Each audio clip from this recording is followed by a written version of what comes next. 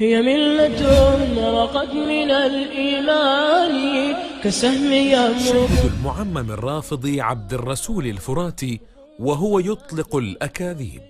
يقول أبو هاشم الجعفري: دخلت إلى بيت الإمام الحسن العسكري صلوات الله عليه وقت الأذان، هكذا وقت الأذان. الإمام كان يكتب. على فكرة الإمام له تفسير مع الأسف لحد هذا اليوم مغيب.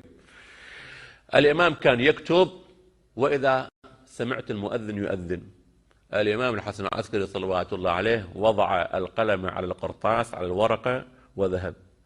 يقول أبو هاشم الجعفري: شوف الشيء جدا غريب، أذهلني أدهشني.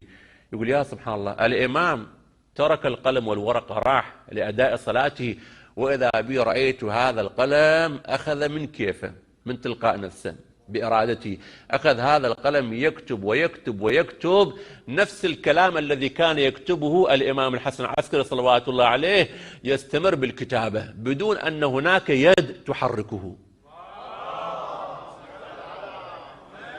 إنما يفتري الكذب الذين لا يؤمنون بآيات الله وأولئك هم الكاذبون.